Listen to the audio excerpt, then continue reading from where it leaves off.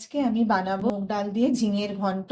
নিরামিষে এই রান্নাটা কিন্তু ভীষণ সুস্বাদু হয়। তার জন্য আমি নিয়ে নিয়েছি 500 গ্রাম মতন ঝিঙে, একটা বড় সাইজের আলু ডুমো করে কেটে রেখেছি, আর হাফ কাপ মতন মুগ ডাল 5 মিনিটের জন্য ভিজিয়ে দিয়েছি। কড়াইতে সর্ষের তেল গরম হতে দিয়ে দিলাম। এবার কি কি মশলা লাগবে সেটা একবার দেখিয়ে দিচ্ছি। একটা তেজপাতা, দুটো শুকনো লঙ্কা, অল্প সামান্য পাঁচফোড়ন, একটু জিরে গুঁড়ো, একটু ধনে, নুন, হলুদ আর অল্প একটু গরম মশলা। আলুগুলোকে একটু ভালো করে ভেজে নেব।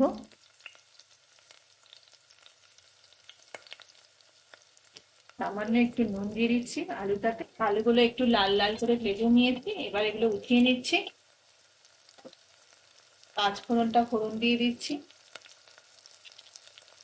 শুকনো লঙ্কা দিয়ে দিলাম, তেজপাতা। ভিজিয়ে রাখা মুগ ডালটা ছেড়ে দিচ্ছি। ডালটা ভালো করে একটু ভেজে নেব।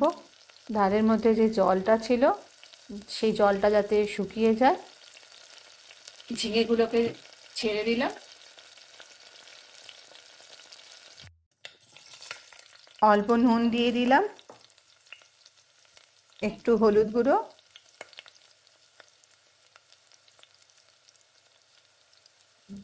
নুন হলুদটা দিয়ে একটু নেড়ে ছেড়ে নেব, কারণ ঝিঙের থেকে একটু জলটা বেরিয়ে আসবে। নুনটা দেওয়া হয়েছে। ঝিঙেটাও দেখো সুন্দর ভাজা হয়ে এসছে। এবারে এতে মশলাগুলো একে একে ছেড়ে দেবো। তার আগে একটু জল দিয়ে দিচ্ছি যাতে মশলাগুলো পুড়ে না যায়। এবার একে একে জিরে গুঁড়ো, ধনে গুঁড়ো, একটু হাফ চামচ মতন লঙ্কার গুঁড়ো।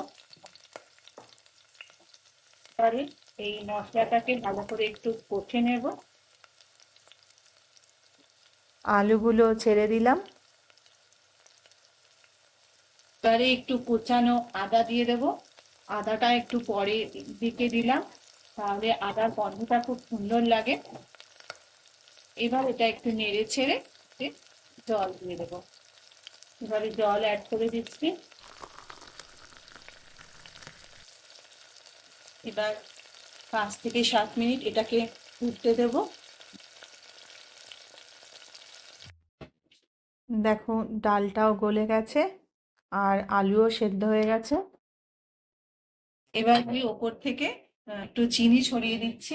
নিরামিষ রান্নায় একটু চিনি না দিলে স্বাদটা ঠিক আসে না। গরম মশলাটা দিয়ে দিলাম, অল্প ঘি ছড়িয়ে দিচ্ছি। ঝিঙের ঘন্টটা তৈরি হয়ে গেছে। কেমন লাগলো রেসিপিটা? ভালো লাগলে লাইক আর সাবস্ক্রাইব করবার অনুরোধ রইল।